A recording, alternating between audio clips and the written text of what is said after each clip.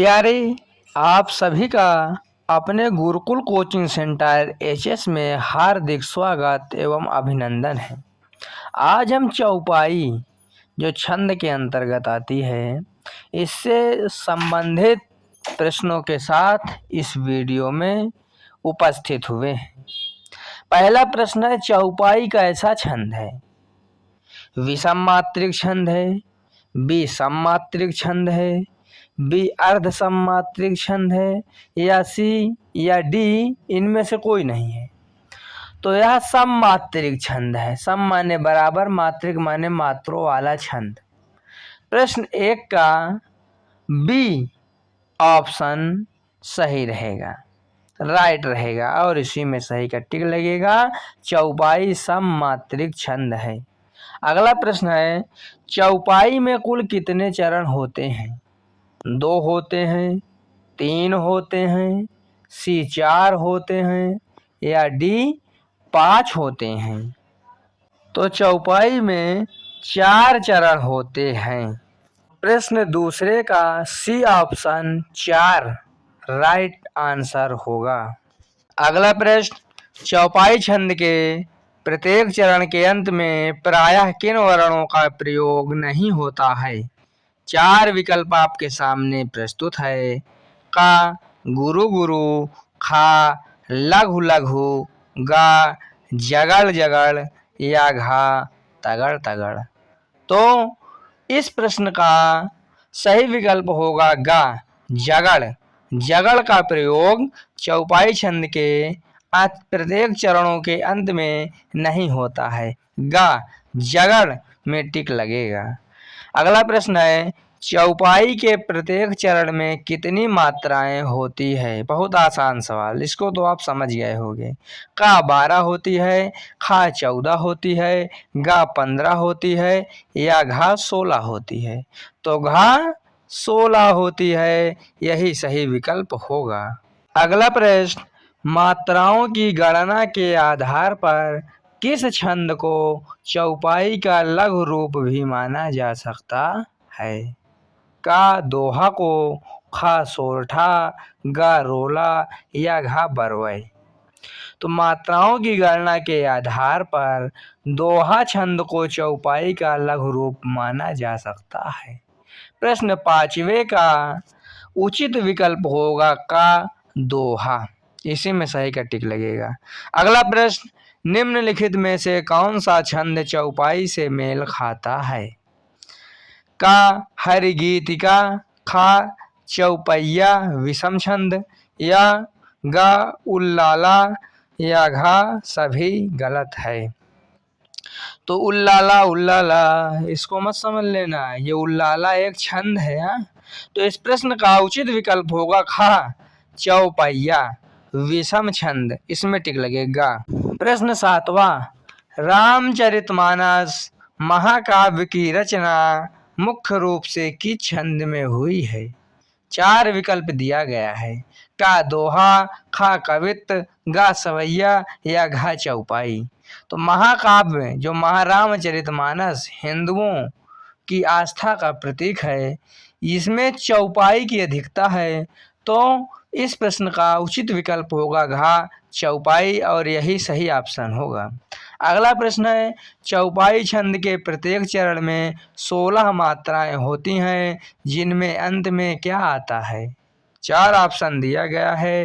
का यगड़ आता है, खा सगड़ आता है, गा अंत में 2 गुरु आते हैं, या घा अंत में 2 लघु आते हैं। तो इस प्रश्न का उचित विकल्प क्या हो जाएगा? इस प्रश्न का उचित विकल्प होगा, तो इस प्रश्न का सही विकल्प होगा गा, अंत में 2 गुरु आते हैं। 2 लाइन खींची रहती है ना, तो वही गुरु हो गया। अगला प्रश्न है, तुलसीदास जी द्वारा रचित हनुमान चालीसा में किस मुख्य छंद का प्रयोग किया गया है? का सोरठा का किया गया है, खा दोहा, गा सवैया, या घा चौपाई। तो चारों विकल्प में से हमको एक चुनना है, यानी जो हनुमान चालीसा हम पढ़ते हैं या हिंदू जनमानस पढ़ते हैं, तो उसमें किस मुख्य की उसमें कौन से मुख्य रूप से छंद का प्रयोग हुआ है? तो सभी जानते हैं चौपाई का हुआ है।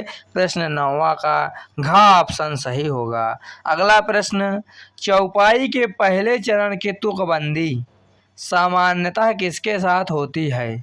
का तीसरे चरण के साथ, ख चौथे चरण के साथ, ग दूसरे चरण के साथ और घ किसी भी चरण के साथ।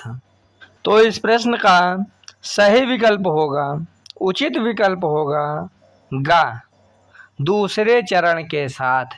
प्रश्न 10वें का राइट आंसर हो जाएगा ग दूसरे चरण के साथ। चौपाई के पहले चरण की तुकबंदी होती है। प्रश्न 10वें का राइट आंसर ग दूसरे चरण के साथ। अगला प्रश्न है, यदि चौपाई के एक चरण में 16 मात्राएं हैं तो पूरे छंद में कुल कितनी मात्राएं होंगी? का 32 होंगी, ख 48 होंगी, ग 64 होंगे या घ 80? तो एक चरण में 16 मात्राएं होती हैं और 4 चरण वाली चौपाई होती है, तो 16 चौको 64। तो इस प्रश्न का सही विकल्प हो जाएगा ग 64 और यही राइट आंसर होगा। इतना तो दिमाग लगाएंगे तो हमारा उत्तर सही हो जाएगा। अगला प्रश्न, छंद शास्त्र में गुरु वर्ण का क्या संकेत होता है? अब 4 संकेत आपके समक्ष प्रस्तुत है। गुरु वर्ण का चिन्ह ख में जो लिखा है इस प्रकार गुरु वर्ण का चिन्ह होता है। प्रश्न 12 का सही विकल्प ख ही सही विकल्प होगा। प्रश्न 12वें का सही विकल्प उचित आंसर ख होगा। प्रश्न संख्या 13वां, जय हनुमान ज्ञान गुण सागर, जय कपीस तिहुँ लोक उजागर, इन पंक्तियों में कौन सा छंद है? का दोहा है, ख सोरठा है, ग चौपाई है या घ कुंडलिया है? तो आप खुद ही समझ गए होंगे ये हनुमान चालीसा का की पहली चौपाई है। तो इसमें ग चौपाई उचित विकल्प होगा, यही राइट आंसर होगा। अगला प्रश्न है, चौपाई छंद का प्रयोग मुख्य रूप से किस भाषा के साहित्य में सर्वाधिक हुआ है? का संस्कृत में, ख अवधी में, ग मैथिली में या घ उर्दू में? तो आप समझ सकते हैं अवधी में ज़्यादा चौपाई वर्णित है और तुलसीदास जी इसके अग्र रचयिता हैं, इसीलिए प्रश्न 14वें का राइट आंसर होगा ख अवधी। सर्वाधिक प्रयोग अवधी में है। अगला प्रश्न, हिंदी साहित्य में किस कवि को चौपाई का सम्राट माना जाता है? का कबीरदास, ख सूरदास या ग तुलसीदास या घ मलिक मोहम्मद जायसी? तो हिंदी साहित्य में किस कवि को चौपाई का सम्राट माना जाता है? महाकवि तुलसीदास जी।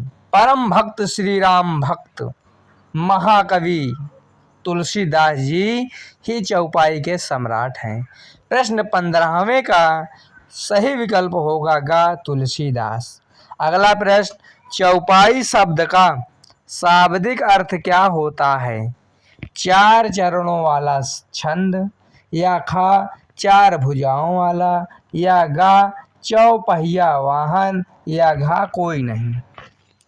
तो इन चारों विकल्पों में का 4 चरणों वाला छंद यही इस प्रश्न का उचित विकल्प होगा। का 4 चरणों वाला छंद।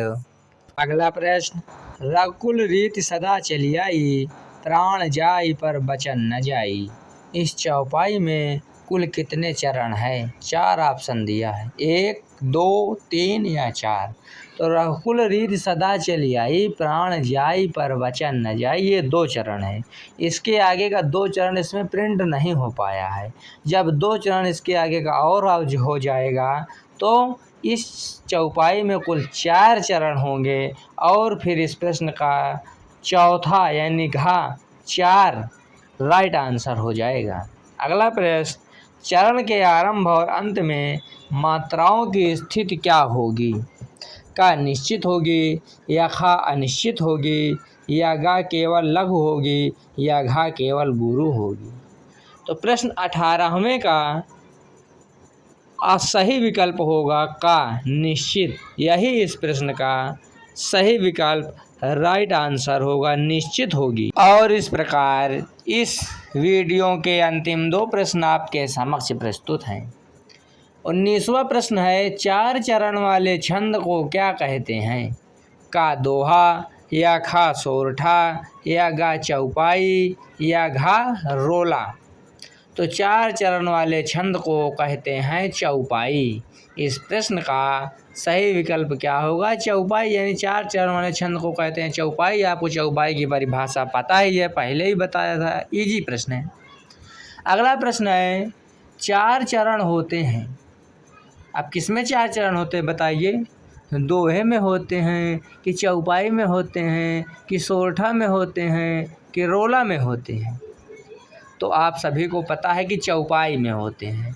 तो इस प्रकार से भी घुमाकर प्रश्न आपके परीक्षा में पूछे जा सकते हैं, इसीलिए तैयार हो जाइए ऐसे प्रश्नों के लिए। प्रश्न 20 का सही विकल्प होगा खा चौपाई में। इस वीडियो में प्यारे इतना ही। मिलेंगे आपसे हम अगली वीडियो में अच्छे और नए टॉपिक के साथ। तब तक के लिए राम राम, जय श्री राम, वंदे मातरम, जय हिंद। लेकिन यदि किसी भी प्रकार की हिंदी से संबंधित आपके मन में कोई प्रश्नों की संख्या है तो उसको कमेंट करिएगा और हम आपके प्रश्नों को कमेंट के माध्यम से सुलझाने की कोशिश करेंगे।